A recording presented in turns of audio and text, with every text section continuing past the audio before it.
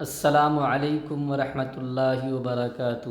دوستوں، میں Salim Ashraf N S C TET classes پر آپ کا سواگت کرتا ہوں، خیر مقدم کرتا ہوں۔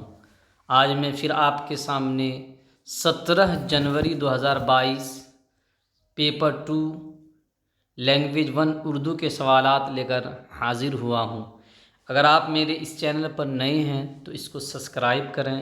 اگر آپ نے سبسکرائب کر لیا ہے تو دوستوں سے بھی سبسکرائب کروائیں، اور اگر یہ ویڈیو آپ کو اچھا لگتا ہے تو اس کو شیئر کریں، لائک کریں، کمنٹ کریں۔ چلیے دوستوں، بغیر کسی تاخیر کے اس سیشن کی شروعات کرتے ہیں۔ سب سے پہلے ہمارے سامنے اقتباس ہے، لیکن آپ جانتے ہیں کہ اس کو بنانے کا طریقہ ہے کہ سب سے پہلے ہم سوال کو پڑھیں گے، پھر اقتباس کو پڑھتے جائیں گے، اور جہاں پہ اقتباس میرا ختم ہوگا وہاں سے آگے پھر دوسرے کوشچن کو بنانے میں کریں گے۔ چلیے شروع کرتے ہیں۔ 91 نمبر کوشچن کیا کہہ رہا ہے؟ مولوی نذیر احمد ضلع بجنور کے کس گاؤں میں پیدا ہوئے؟ افضل گڑھ، ایرم گڑھ، رحیم گڑھ، اعظم گڑھ۔ چلیے دیکھتے ہیں کیا کہہ رہا ہے۔ ڈپٹی نذیر احمد ضلع بجنور کے ایک گاؤں افضل گڑھ میں پیدا ہوئے۔ تو 91 نمبر جو کوشچن ہے اس کا جواب جو ہے 1 نمبر آپشن ہو جائے گا کہ مولوی نذیر احمد ضلع بجنور کے کس گاؤں میں پیدا ہوئے؟ تو افضل گڑھ میں پیدا ہوئے۔ 92 نمبر کوشچن ہے دوستو کہ نذیر احمد کے والد ان کو کس عمر میں بجنور لے گئے؟ 6 برس، 4 برس، 3 برس، 10 برس۔ چلیے اقتباس کو دیکھتے ہیں، جہاں ہم نے چھوڑا وہیں سے شروع کریں گے۔ جب وہ 4 برس کے تھے تو ان کے والد مولوی سعادت علی اپنے بیٹے کو لے کر بجنور گئے۔ تو کتنی برس کی عمر میں بجنور لے کے گئے؟ نذیر احمد کے والد ان کو کس عمر میں بجنور لے کے گئے؟ تو 4 برس، یعنی 2 نمبر جو آپشن ہے وہ آپ کا صحیح ہو جائے گا۔ 93 نمبر کوشچن دیکھیے دوستو، مولوی نذیر احمد کے والد نے کچھ دن خود پڑھانے کے بعد ان کا داخلہ کہاں کرایا؟ داخلہ یعنی ایڈمیشن، اسکول میں، مکتب میں، ہاسٹل میں، مدرسے میں، کہاں پہ اس کا داخلہ کرایا؟ تو اس کو اقتباس کو دیکھتے ہیں کہ کچھ دن پڑھانے کے بعد انہوں نے ان کا داخلہ کہاں کرایا۔ وہیں سے شروع کریں گے جہاں سے ہم نے اقتباس کو چھوڑا تھا، وہیں سے ہم اس کو بنانا کیا کریں گے؟ شروع کریں گے۔ انہوں نے نذیر احمد کو کچھ دنوں پہلے خود پڑھایا، بعد میں انہیں ایک مکتب میں داخل کرایا۔ کہاں داخل کرایا؟ مکتب میں۔ ہم سے یہ پوچھا جا رہا ہے کہ مولوی نذیر احمد کے والد نے کچھ دن خود پڑھانے کے بعد مولوی نذیر احمد کا داخلہ کہاں کرایا؟ تو ہم اس کا جواب دے دیں گے 93 نمبر کا کہ 2، کہاں؟ مکتب میں۔ چلیے 94 نمبر کوشچن دیکھتے ہیں دوستو، نذیر احمد کو مزید تعلیم کے لیے ان کے والد نے کس کے سپرد کیا، حوالے کیا، کس کے پاس بھیجا؟ مولوی نصر اللہ خاں کے، سعادت علی خاں کے، مسجد کے کسی امام کے، ان کے ماموں کے۔ چلیے اقتباس کو دیکھتے ہیں کہ مزید تعلیم یعنی ادھک شکشا کے لیے کہاں بھیجا؟ تو دیکھتے ہیں۔ اس طرح نذیر احمد اپنے بڑے بھائی علی احمد کے ساتھ مولوی نصر اللہ سے پڑھنے لگے۔ کیا کہہ رہا؟ وہاں پہ داخل کر، مگر ان کی شدید طبیعت کی وجہ سے کہ بنا پر انہیں جلد ہی مکتب سے نکال کر مزید تعلیم کے لیے بجنور کے ڈپٹی کلکٹر مولوی نصر اللہ خاں کے سپرد کیا۔ کس کے؟ مولوی نصر اللہ خاں کے سپرد کیا۔ کس کے سپرد کیا؟ مولوی نصر اللہ خاں کے۔ کس کے؟ مولوی نصر اللہ خاں کے۔ 95 نمبر کا دیکھتے ہیں دوستوں کہ کیا کہہ رہا ہے کہ جب مولوی نصر اللہ خاں کا تبادلہ اعظم گڑھ ہو گیا تو انہوں نے کیا مشورہ دیا؟ مولوی نصر اللہ خاں ایک ڈپٹی کلکٹر تھے، جب ان کا تبادلہ ہو گیا، ان کا استھانانترن ہو گیا، تو انہوں نے مشورہ دیا کہ آپ اس بچے کو کہاں پہ تعلیم کے لیے بھیجیے۔ مزید تعلیم کے لیے علی گڑھ بھیجنے کا مشورہ دیا، مزید تعلیم کے لیے دہلی بھیجنے کا مشورہ دیا، کسی دوسرے شہر بھیجنے کا، مزید تعلیم کے لیے کسی دوسرے اسکول بھیجنے کا مشورہ دیا۔ چلیے اقتباس کو دیکھتے ہیں کہ اقتباس اس سلسلے میں کیا کہہ رہا ہے۔ اعظم گڑھ تبادلے ہونے پر مولوی نصر اللہ خاں نے مولوی سعادت علی کو مشورہ دیا کہ اپنے بیٹے کو مزید تعلیم کے لیے دہلی بھیج دیں۔ کہاں بھیج دیں؟ دہلی بھیج دیں۔ مزید تعلیم کے لیے अधिक तालीम के लिए, चूँकि उनका तबादला हो गया था, तो कहा कि अपने बेटे को कहाँ भेज दीजिए, दिल्ली भेज दीजिए, यानी 2 नंबर ऑप्शन हो जाएगा। 96 नंबर क्वेश्चन देखिए क्या कह रहा है। मौलवी सआदत अली ने अपने बेटियों को दिल्ली में किसके सुपुर्द किया? अपने बड़े भाई के, मौलवी अब्दुल खालिक के, किसी मकतब के मुदर्रिस के, मुदर्रिस यानी टीचर, मुअल्लिम, मुदर्रिस सब एक ही माने में, किसी मदरसे के मौलवी के, किसके सपुर्द किया, किसके हवाले किया? चलिए इक़्तिबास को देखते हैं, इक़्तिबास से आपको पता चल जाएगा। मौलवी सआदत ने इस मशवरे पर अमल करते हुए अपने बेटों को दिल्ली में अब्दुल खालिक के सुपुर्द किया। जो किसके सुपुर्द किया? अब्दुल खालिक के सुपुर्द किया। आपसे पूछा जा रहा है कि मौलवी सआदत अली ने अपने बेटों को दिल्ली में किसके सुपुर्द किया, तो 2 नंबर ऑप्शन हो जाएगा कि मौलवी अब्दुल खालिक के सुपुर्द किया। आगे वाला 97 नंबर क्वेश्चन है दोस्तों, मौलवी अब्दुल खालिक किस जगह मुदर्रिस थे, उस्ताद थे? पंजाबियों के कटरे में, किसी स्कूल में मुदर्रिस थे, किसी यतीम खाने में मुदर्रिस थे। यतीम खाना कहते हैं जो यतीम बच्चों के लिए बनाया जाता है, किसी खानका में। तो दोस्तों इक़्तिबास को देखते हैं, आसानी से आपको जवाब मिल जाएगा कि इस मशवरे पर अमल करते हुए अपने बेटे को दिल्ली में अब्दुल खालिक के सुपुर्द किया, जो कश्मीरी दरवाज़े के पास पंजाबियों के कटरे की मस्जिद में, पंजाबियों के कटरे की मस्जिद में क्या थे? मुदर्रिस थे। तो पंजाबियों की जो कटरे की मस्जिद थी उसमें क्या थे? मौलवी अब्दुल खालिक क्या थे? मुदर्रिस थे। 97 नंबर जो क्वेश्चन है उसका 1 नंबर ऑप्शन जो है आपका सही हो जाएगा। चलिए 98 नंबर देखते हैं दोस्तों।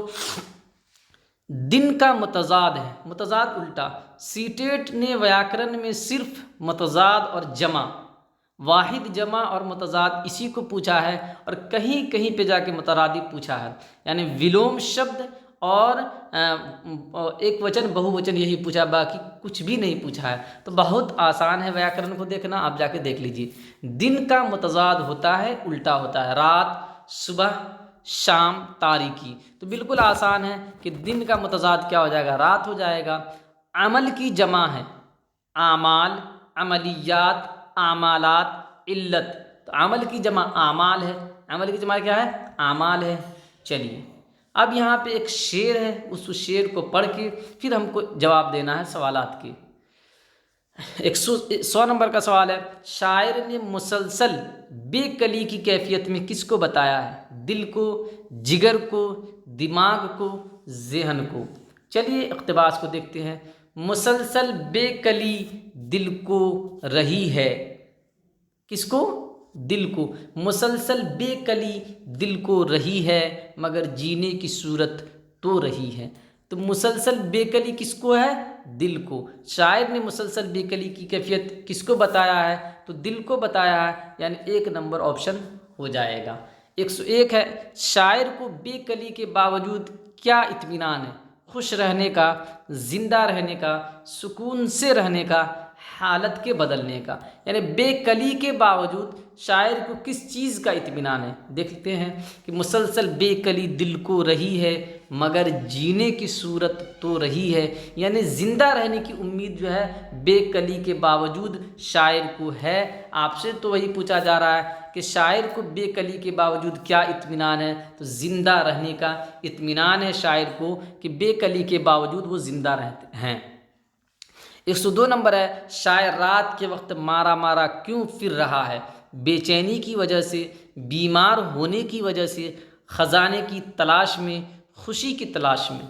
अब इस सवाल का जवाब दोस्तों आपको उस नज़्म के, उस शेर की समझ पे आधारित होकर देना पड़ेगा कि क्या कहा जा रहा है। चलिए देखते हैं, कुछ मिसरों को देखते हैं क्या कह रहा है। पहले 2 मिसरों को हमने पढ़ लिया, अब आगे का जो मिसरा है उसको देखते हैं। मैं क्यों फिरता हूँ तन्हा मारा मारा, मैं क्यों फिरता हूँ तन्हा मारा मारा, ये बस्ती चैन सी क्यों सो रही है, जले दिल से उम्मीदों के मुसाफिर, ये नगरी आज खाली हो रही है। तो यहाँ पे वो परेशान होकर क्या कर रहा है? शायर क्या कर रहा है कि मारा मारा जो फिर रहा है वो बेचैनी की वजह से, किसकी वजह से? बेचैनी की वजह से क्या कर रहा है? वो मारा मारा پھر رہا ہے شاعر، ہے نا، بے چینی کی وجہ سے مارا مارا پھر رہا ہے۔ چلیے 103 نمبر دیکھتے ہیں، شاعر نے مسافر کس کو کہا ہے؟ خیالوں کو، امیدوں کو، اداسیوں کو، خوشیوں کو۔ چلیے شعر کو دیکھتے ہیں، جہاں تک ہم نے پڑھا تھا اس سے آگے پڑھیں گے کہ نہ سمجھو تم جلے دل سے امیدوں کے مسافر، جلے دل سے امیدوں کے مسافر، یہ نگری آج خالی ہو رہی ہے۔ تو جلے دل سے امیدوں کے مسافر، تو امید کو کیا کہا ہے؟ مسافر کہا۔ کس کو کہا ہے؟ امیدوں کو مسافر کہا ہے۔ تو شاعر نے مسافر کس کو کہا ہے؟ امیدوں کو کہا ہے۔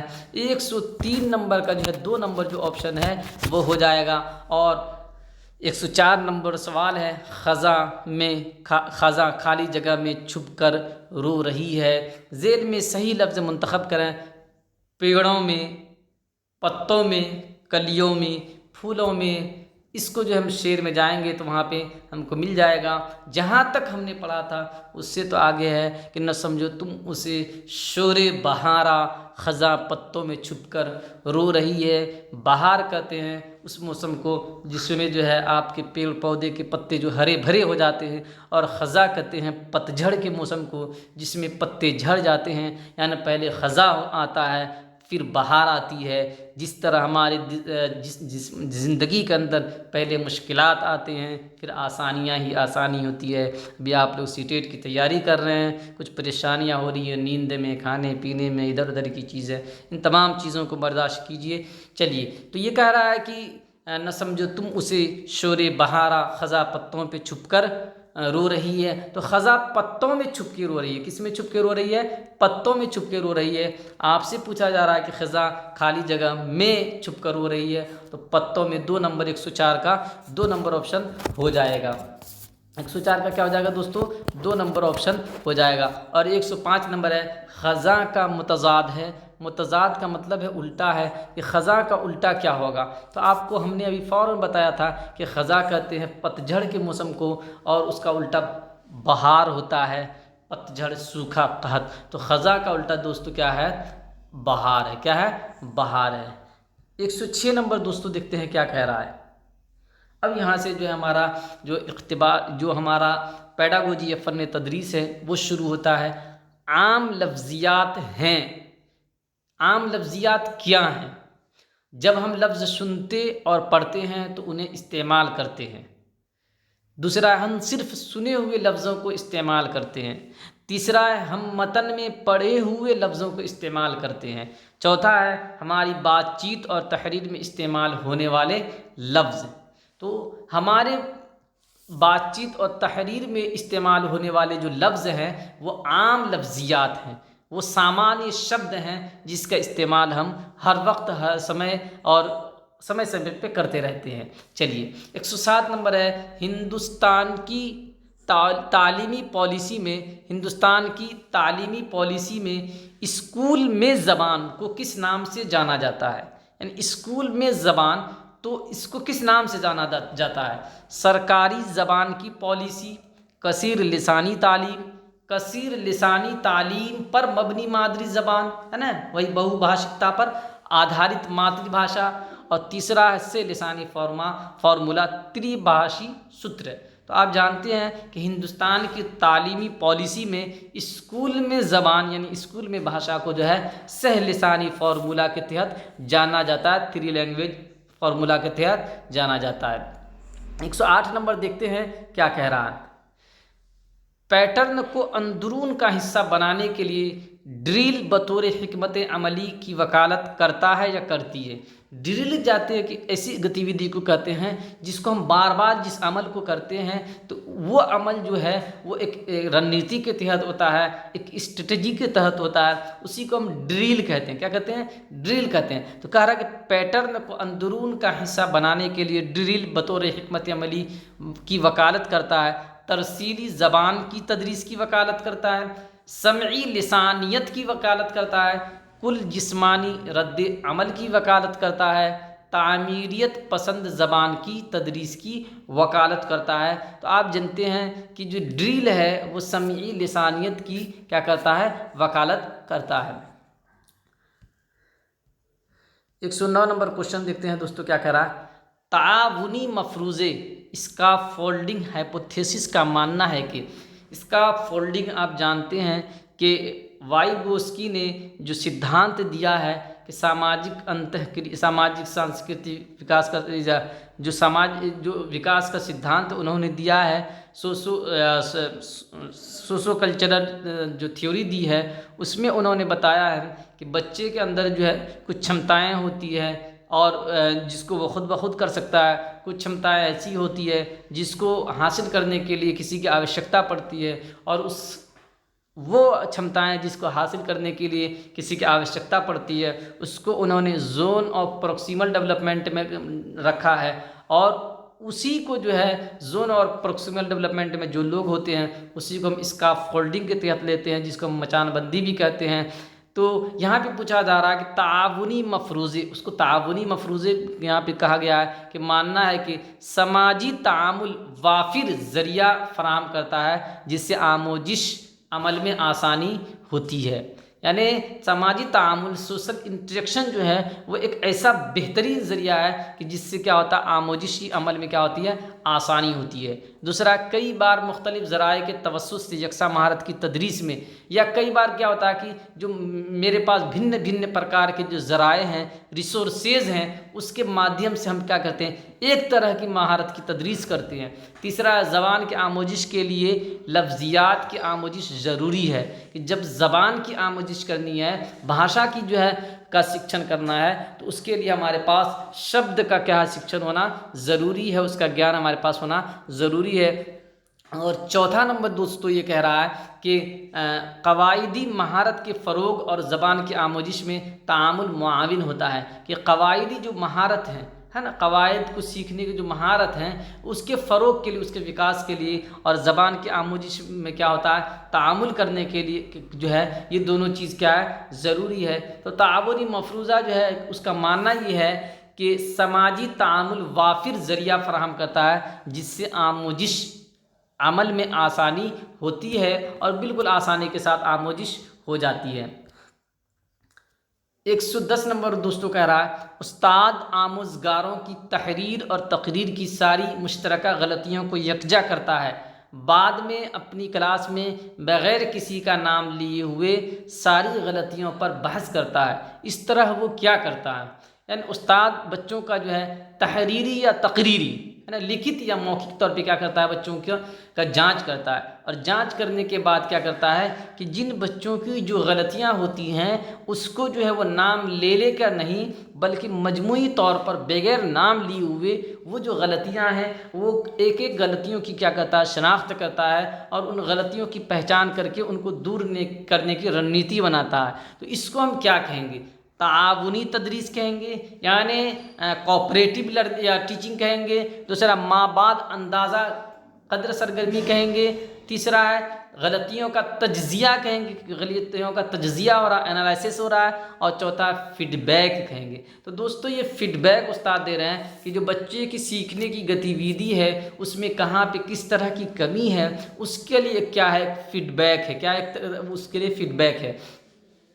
111 نمبر ہے دوستو کہ وہ سرگرمیاں جن میں آموزگار ہدف زبان کو کسی مقصد کے لیے استعمال کرتا ہے، یعنی وہ سرگرمی، وہ گتیویدھی جس میں جو سکھارتی ہوتا ہے وہ ہدف زبان، جو معیاری زبان ہوتی ہے، دوسری زبان ہوتی ہے، اس کو کسی ادیشیہ کے لیے استعمال کرتا ہے، اور زبان کی تدریس آموزش میں یہ سرگرمیاں کہلاتی ہے۔ تو یہ جو سرگرمی ہے کہ جس میں آموزگار کیا کرتا ہے کہ ہدف زبان کو کسی مقصد کے لیے استعمال کرتا ہے، تو اس کو ہم کیا کہتے ہیں، جوڑوں میں کام، گروپ میں کام مشقیں۔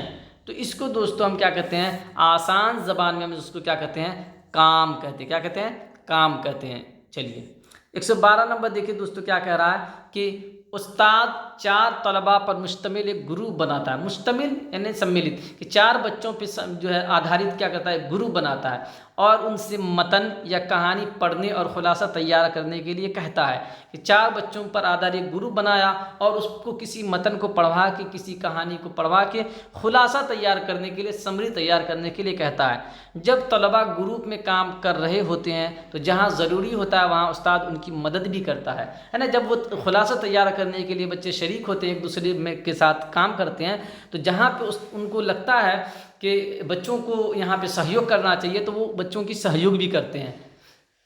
بعد میں گروپ سے کہتا ہے کہ وہ اسے پوری کلاس کے سامنے پیش کرے، ہے نا، اسے کیا کہا جاتا ہے۔ اس طرح جو کام ہو رہا ہے کہ بچے کو کسی کہانی کو پڑھنے کے لیے دے دیا جائے یا کسی متن کو پڑھنے کے لیے دے دیا جائے، پھر اس کو کیا کرا جائے، اس کا خلاصہ بیان کرنے کے لیے دے دیا جائے، اور اس خلاصہ بیان کرنے میں اگر بچہ کسی طرح کی کوئی کٹھنائی کر رہا ہے تو آپ اس میں مدد کر رہے ہیں، اس کی سہایتا کر رہے ہیں، تو اس عمل کو کیا کہتے ہیں؟ گروپ میں کیا جانے والا کام تعاونی کام، یعنی تعاونی کام یعنی کوآپریٹیو ورک ہے۔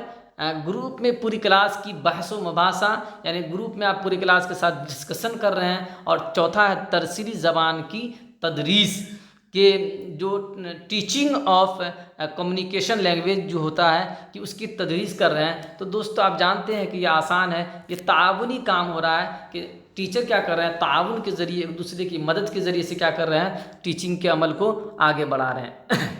113 نمبر سوال کا دیکھیے دوستو، معنی اخذ کرنا کا مطلب ہے، یہ محاورہ ہے کہ معنی اخذ کرنا، تو یہ اخذ کرنے کے کیا معنی ہیں؟ معنی اخذ کرنے کے کیا معنی ہیں؟ شواہد اور منطق پر مبنی معنی کا اخراج، کہ شواہد اور منطق پر مبنی جو معنی ہے کسی پس منظر میں، تو اس پر اس کا کیا ہوتا ہے، اخراج ہوتا ہے۔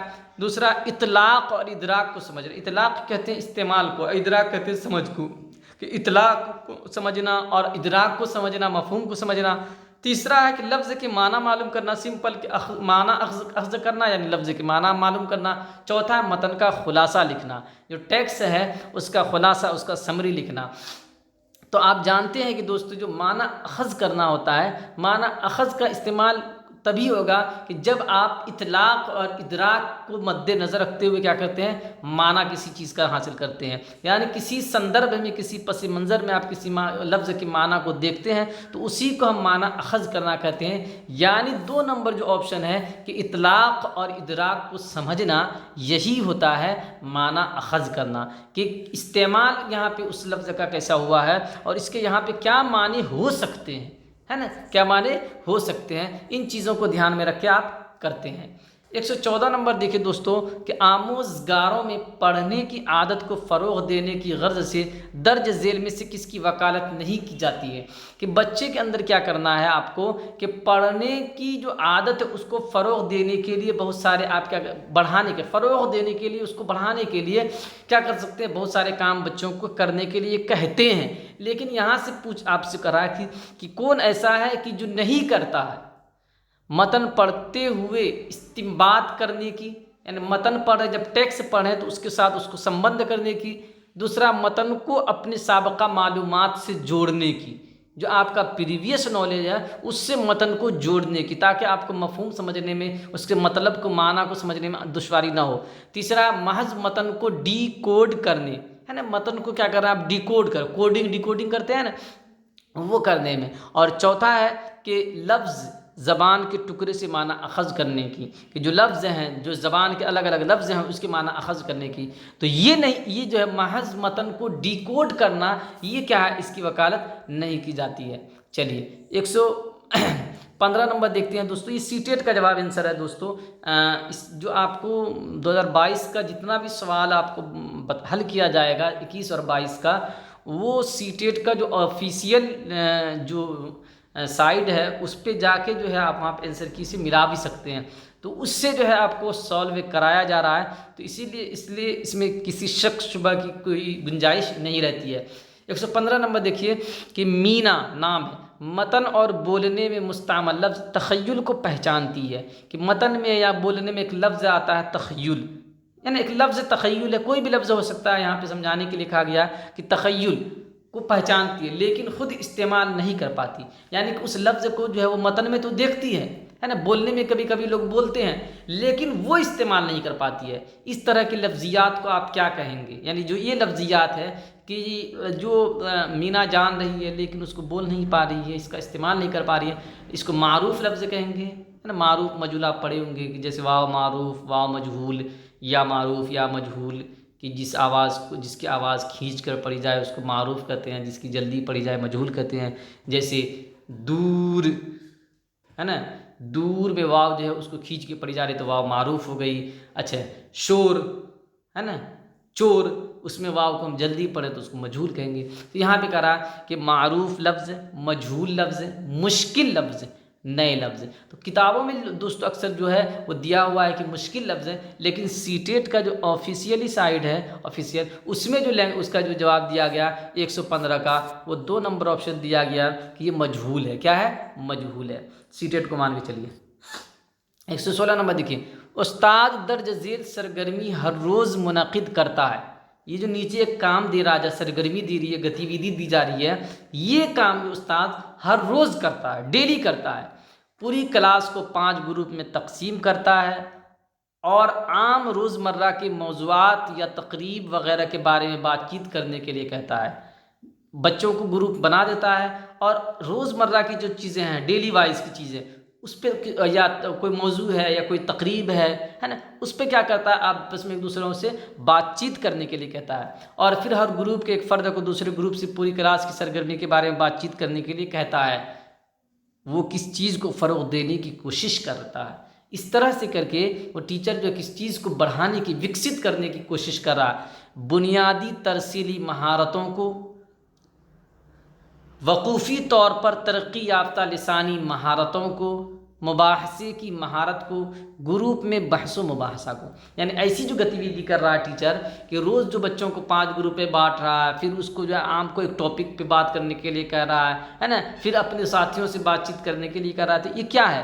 یہ کیا ہے؟ بنیادی ترسیلی مہارتوں کو ٹیچر فروغ دینا چاہ رہا ہے کہ بچے کے اندر کیا ہو کہ بات کرنے کی جو صلاحیت ہے وہ کیا ہو، ڈیولپ ہو، سننے کی، بولنے کی، سمجھنے کی، پڑھنے کی، اس طرح کی جو صلاحیت ہیں وہ کیا ہو، ڈیولپ ہو، یہ کرنا چاہ رہا ہے۔